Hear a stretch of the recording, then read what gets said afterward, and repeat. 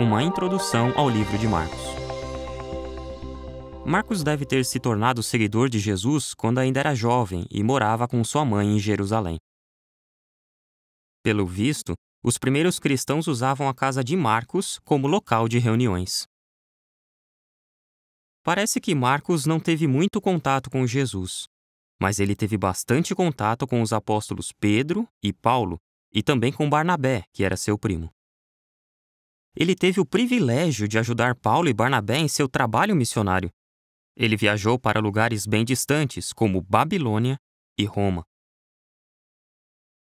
Foi lá, em Roma, entre os anos 60 e 65, que Marcos escreveu sua história sobre a vida de Jesus. Seu livro foi o terceiro evangelho a ficar disponível para as congregações daquela época.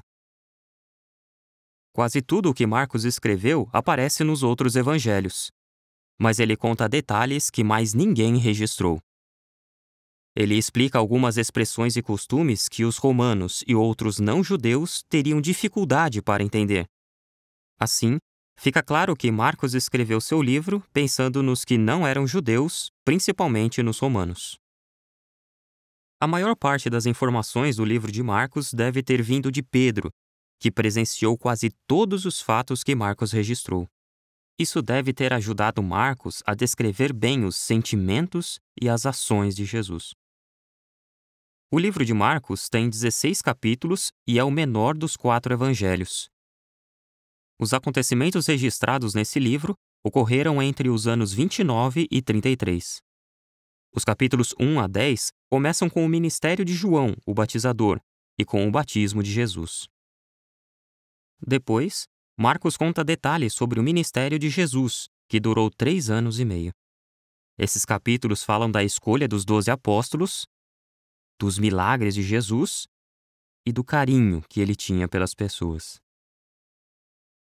Os capítulos 11 a 15 falam da última semana de Jesus na Terra, incluindo os eventos que levaram à sua morte. Você sabia? É provável que o jovem que fugiu deixando sua roupa para trás tenha sido o próprio Marcos. O último capítulo mostra que as primeiras pessoas a saber que Jesus tinha sido ressuscitado foram 3 mulheres fiéis.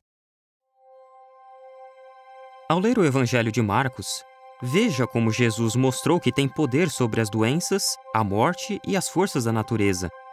Como ele tinha carinho pelas pessoas e se preocupava com elas. E como ele foi zeloso em cumprir a vontade do seu Pai. Tudo isso dá uma ideia de que tipo de rei Jesus será no reino de Deus.